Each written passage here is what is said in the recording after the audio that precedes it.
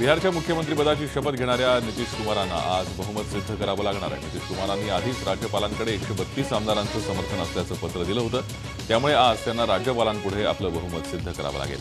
लालू प्रसाद यादव यांच्या राष्ट्रीय जनता दलाशी केलेली सत्ता चोरी अवघ्या 2 वर्षात मोडून काढून नितीश कुमारांनी बुधवारी राजीनामा दिला। नितीश कुमारांना भाजपनं बिनशर्त पाठिंबा दिला आहे।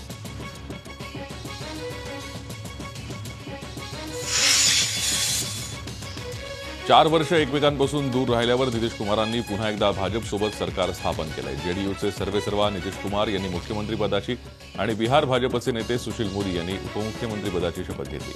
आता आज नितीश कुमारांचं नवं सरकार विधानसभेत बहुमत सिद्ध करेल। सरकारला 132 आमदारांचा पाठिंबा असल्याचा दावा सुशील मोदींनी आधीच केलाय। त्यामुळे बहुमतासाठी आवश्यक असणारे 122चं संख्याबळ नितीश कुमारांच्या सरकारकडे आहे हे निश्चितच आहे।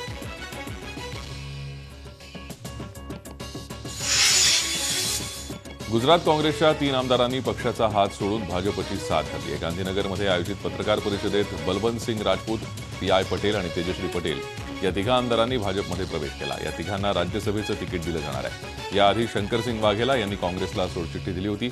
विशेष म्हणजे काँग्रेसमधले शंकरसिंग वाघेला यांचे निकट काँग्रेसचं आउटगोईंग सुरू झाल्याचं बोललं जात आहे।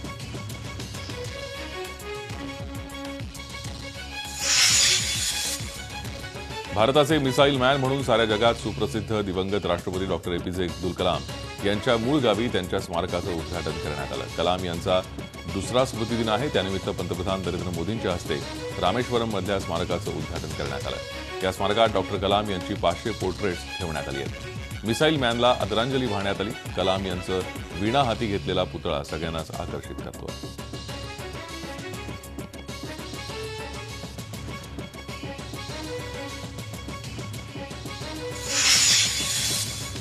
5वी ते 8वीच्या परीक्षा पुन्हा सुरू होण्याची शक्यता आहे। केंद्र सरकार या संदर्भात संसदेत विधेयक आणणार असल्याची माहिती केंद्रीय मनुष्यबळ विकास मंत्री प्रकाश जावडेकर यांनी राज्यसभेत प्रश्नकालामध्ये केली। देशातल्या 24 राज्यांनी या परीक्षा घेण्यासंदर्भात अनुकूलता दर्शवली आहे। नापास झालेल्या विद्यार्थ्यांचं वर्ष वाया जाणार नसल्याचंही त्यांनी नमूद केलंय। मार्चमध्ये नापास झालेल्या विद्यार्थ्यांना मेमध्ये पुन्हा परीक्षा देण्याची संधी देण्यात येणार असल्याचं त्यांनी स्पष्ट केलं आहे।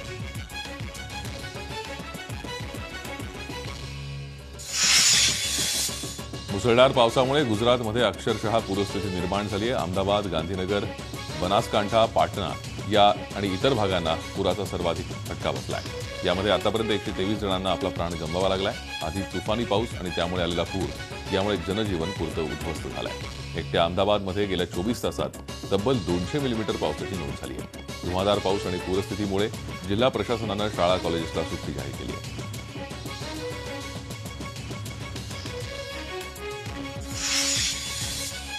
पश्चिम बंगाललाही मुसळधार पाऊस आणि त्यानंतर आलेल्या पुराचा मोठा फटका बसलाय।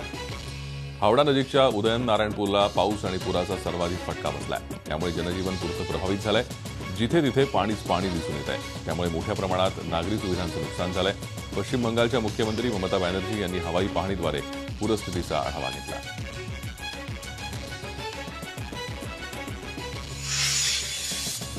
जगात सर्वात मोठी ऑनलाईन रिटेलर कंपनी असलेल्या अॅमेझॉनचे संस्थापक आणि मुख्य कार्यकारी अधिकारी जेफ बेझोस जगातील सर्वात श्रीमंत व्यक्ती ठरले। अॅमेझॉनच्या समभागांच्या किमतीमध्ये वाढ झाल्यानं बेझोस यांच्या संपत्तीत मोठी वाढ झाली आहे। बेझोस यांच्याकडे एकूण $90.9 अब्ज संपत्ती असून त्यांनी मायक्रोसॉफ्टच्या बिल गेट्स यांनाही मागे टाकलंय। बिल गेट्स यांच्याकडे असणाऱ्या संपत्तीचं एकूण मूल्य $90.7 अब्ज इतके आहे। ब्लूमबर्गनं याबद्दल वृत्त दिलं आहे।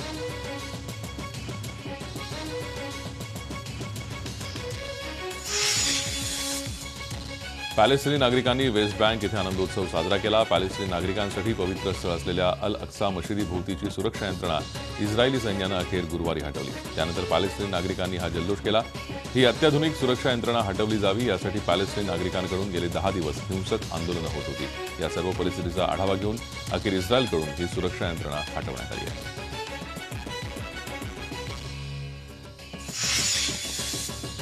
लिबिया देशाच्या किनाऱ्यावर सुटका करण्यात आलेल्या आफ्रिकेतल्या विस्थापितांची स्थिती अत्यंत दयनीय आहे। एका छोट्या रबरी बोटीतून 160 विस्थापित प्रवास करत होते।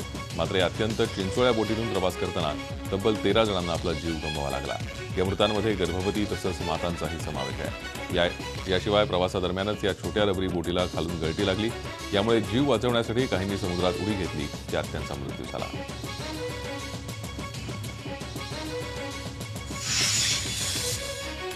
जर्मनीला मुसळधार पावसाचा जबर तडाखा बसलाय. तुफानी पाऊस आणि त्यानंतर आलेल्या पुरामुळे पश्चिम जर्मनीतील अनेक शहरं पाण्याखाली गेली आहेत. त्यामुळे सर्वत्र चिखल आणि कचऱ्याचे ढीग दिसून येत आहेत.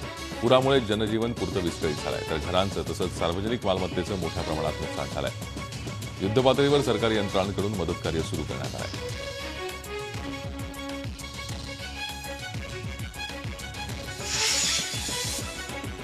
पोर्तुगालच्या मकाव शहरात भीषण अग्नितांडव घडलं. त्यामुळे मकाव शहरानजीकच्या गावांनाही या आगीच्या झळा बसतायत. गावापर्यंत आग पसरू नये यासाठी मध्येच रस्ता खोदून तोडण्याचं काम यंत्रणा करतायत. तसंच खबरदारीचा उपाय म्हणून नागरिकांना घरं सोडून सुरक्षित ठिकाणी जाण्याचे आदेश देण्यात आले. फोफावणाऱ्या आगीवर नियंत्रण मिळवण्यासाठी लष्करी आपत्कालीन यंत्रणा युद्धपातळीवर काम करते.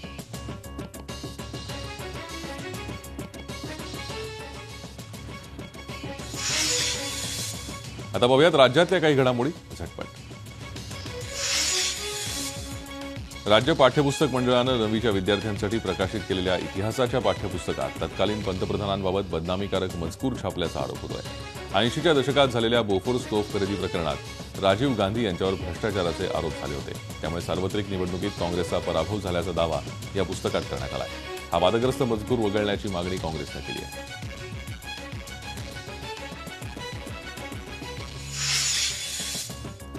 राज्यातल्या अल्पउत्पन्न गटातल्या ओबीसी विद्यार्थ्यांच्या उच्च शिक्षणाचं स्वप्न साकार करण्यासाठी केंद्र सरकारतर्फे या विद्यार्थ्यांना शिष्यवृत्ती दिली जाते.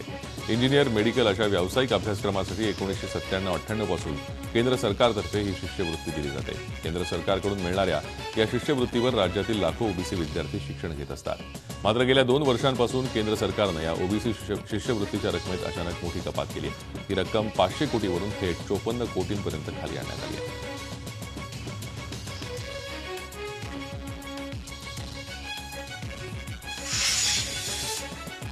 एक वेळ देश सोडेन पण वंदे मातरम म्हणणार नाही असं वादग्रस्त विधान करून समाजवादी पक्षाचे आमदार अबू आझमी आणि एमआयएमचे आमदार वारिस पठाण यांनी नवाबाद उकरून काढलाय.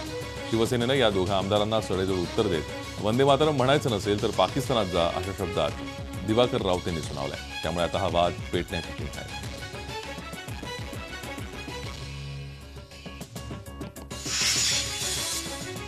शेतकऱ्यांच्या कर्जमाफीचा ऑनलाईन अर्ज किचकट असल्याच्या विरोधकांच्या दाव्यावर मुख्यमंत्र्यांनी विधानसभेत जोरदार उत्तर दिलं. कर्जमाफीचा अर्ज केवळ 2 पानांचा असून सुटसुटीत असल्याचा दावा मुख्यमंत्र्यांनी केला. तसंच राज्यात 26,000 आपलं सरकार सुविधा केंद्र सुरू करण्यात आली असून तिथे जाऊन शेतकऱ्यांना अर्ज भरता येणार असल्याची माहितीही मुख्यमंत्र्यांनी दिली. तसंच आजपासून कर्जमाफीचा अर्ज भरण्यासाठी मोबाईल ॲपही लॉन्च करण्यात येणार असल्याचंही मुख्यमंत्र्यांनी सांगितलं.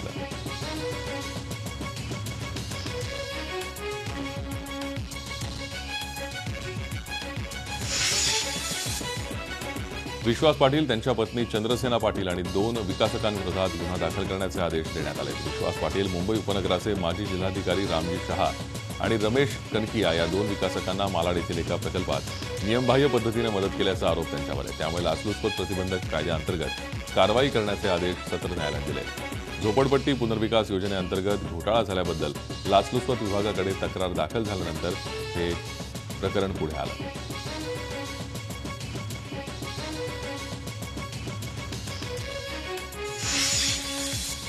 अभिनेता संजय दत्तनं एकाच वेळी पॅरोल आणि फर्लो अर्ज केल्यानंतर त्याला दोन्ही एकाच वेळी मंजूर कसं काय करण्यात आले असा सवाल मुंबई उच्च न्यायालयानं राज्य सरकारला विचारला. संजय दत्त येरवडा तुरुंगात शरण आल्यानंतर 2 महिन्यातच त्याचं वर्तन चांगलं होतं हे कसं काय कळलं, हे कळण्याचे निकष काय होते ते आम्हाला तरी कळू द्या असंही न्यायालयानं राज्य सरकारला सांगितलंय. या गोष्टींचा खुलासा राज्य सरकारनं प्रतिज्ञापत्राद्वारे करावा असे आदेश मुंबई उच्च न्यायालयाने दिले.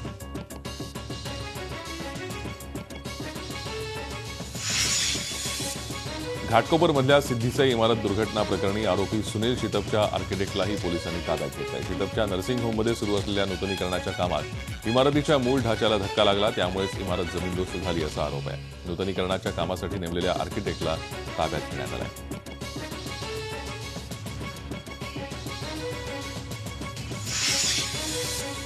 पुण्यातील 219 वाडे अति धोकादायक असल्याचं समोर आलंय. अनेक वर्ष जुने असलेले हे वाडे मोडकळीस आलेत. महापालिकेनं अशा धोकादायक वाड्यांचे 3 भाग केले. त्यात अति धोकादायक प्रकारात 219 वाड्यात त्यात जवळपास 5,000 लोक राहतात असं महापालिकेचं म्हणणं आहे. अति धोकादायक असल्यानं हे वाडे खाली करणं गरजेचं आहे, पण महापालिकेला अजून ते जमलेलं नाही. घाटकोपरची घटना ताजी असताना तसा प्रकार या वाड्यांच्या बाबतीत होऊ नये यासाठी महापालिकेचे प्रयत्न सुरू आहेत.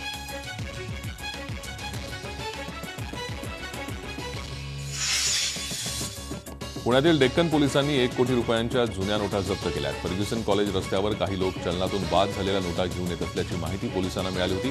त्यानुसार कारवाई करत पोलिसांनी ही नोटांनी भरलेली बॅग जप्त केली. गिरोडा परिसरात राहणाऱ्या गीता शहा या 70 वर्षीय महिलेकडून या नोटा ताब्यात घेण्यात आल्या. तिच्यासोबत गणेश पेठेत राहणारा चव्हाण नावाचा इसमही होता. जप्त करण्यात आलेल्या नोटा 1000 तसंच 500च्या जुन्या नोटा आहेत.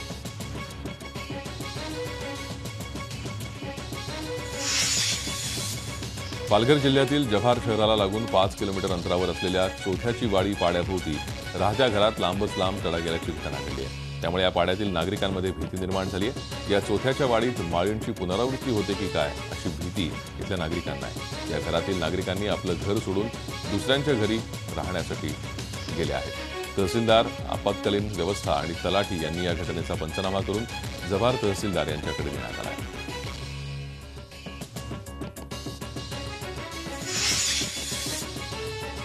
अंबाबाई मूर्तीची झीज झाली असताना सांस्कृतिक कार्यमंत्री विनोद तावडे यांनी सभागृहात खोटी माहिती दिली. त्यामुळे सांस्कृतिक मंत्री विनोद तावडे यांनी सभागृहाची आणि त्याचबरोबर कोल्हापूरच्या जनतेची माफी मागावी, अन्यथा आपल्या मंत्रिपदाचा राजीनामा द्यावा अशी मागणी अंबाबाई भक्त मंडळानं कोल्हापुरात केली आहे. मंत्री तावडे यांनी येत्या 8 दिवसात माफी मागितली नाही तर कोल्हापुरात त्यांचं स्वागत कोल्हापूर बंद न करू असा इशाराही अंबाबाई भक्त मंडळानं दिला आहे.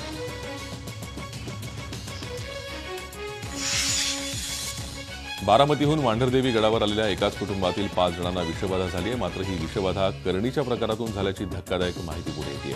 बारामतीच्या भोंदूबाबानं प्रसादरूपी औषध वांढरदेवीचे दर्शन घेतल्यानंतर प्यायला दिल्यानं त्यांना उलट्यांचा त्रास होऊ लागला. त्यानंतर कुटुंबातील स्वप्नील चव्हाण या युवकाचा उपचाराआधीच वाटेत मृत्यू झाला तर 4 जण गंभीर अवस्थेत आहेत. त्यांच्यावर सातारा जिल्हा शासकीय रुग्णालयात उपचार सुरू आहेत.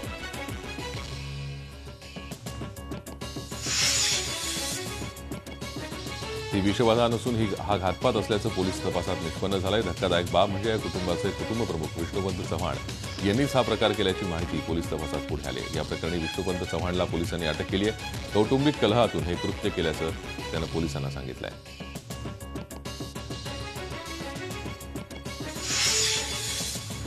देशात झालेल्या रस्ते अपघातात ताशी 17 लोक म्हणजेच दिवसाला साधारण 400 जणांचा प्राण जात असल्याची धक्कादायक माहिती रस्ते वाहतूक मंत्रालयाच्या संशोधनात पुढे आली आहे. विशेष म्हणजे देशात दररोज होणाऱ्या अपघातांची आकडेवारी पाहिली तर सर्वाधिक अपघात दुपारी 3 ते संध्याकाळी 6 या वेळेत होत असल्याचं पुढे आलंय. मंत्रालयानं जारी केलेल्या आकडेवारीनुसार 2015मध्ये सर्वाधिक अपघात तामिळनाडूत झालेत तर अपघाताच्या बाबतीत महाराष्ट्राचा दुसरा क्रमांक आहे. मंत्रालयानं जारी केलेल्या अहवालानुसार 2014च्या तुलनेत 2015मध्ये रस्ते अपघाताच्या संख्येत 2.5% वाढ झाली आहे.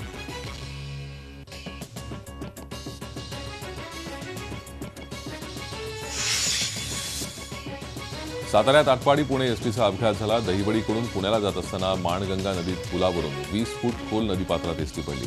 या अपघातात जखमी झालेले 2 जण अत्यवस्थ आहेत. जखमींना तातडीनं दहिवडी ग्रामीण रुग्णालयात हलवण्यात आलं आहे. इतर सर्व प्रवासी सुखरूप आहेत. या बसमध्ये साधारण 15 ते 20 प्रवासी होते.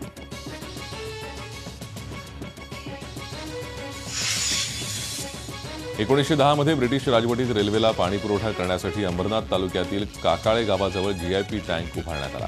मात्र 105 वर्षांपूर्वी उभारण्यात आलेल्या या धरणाच्या देखभाल दुरुस्तीकडे रेल्वे प्रशासनाचं दुर्लक्ष होत आहे. या धरणाच्या दगडी भिंतीवरच आता वड आणि पिंपळाचे वृक्ष वाढले आहेत. त्यामुळे या धरणाला मोठ्या प्रमाणात गळती लागली आहे. लवकरात लवकर धरणाची दुरुस्ती करण्यात यावी अशी मागणी स्थानिक करत आहेत.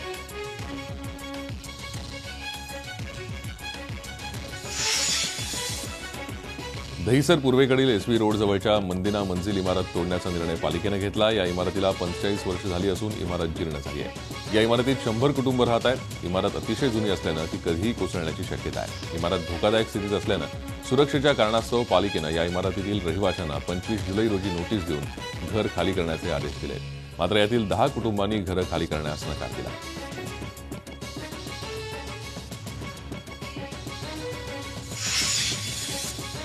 वैद्यकीय प्रवेशाची निवड केलेल्या विद्यार्थ्यांची यादी जाहीर होण्याआधीच व्हॉट्सअपवर फुटली आहे. शासकीय महाविद्यालयांची यादी अधिकृतपणे जाहीर होण्याआधीच व्हॉट्सअपवर व्हायरल झाली आहे. झी 24 तास रहा एक पाऊल पुढे.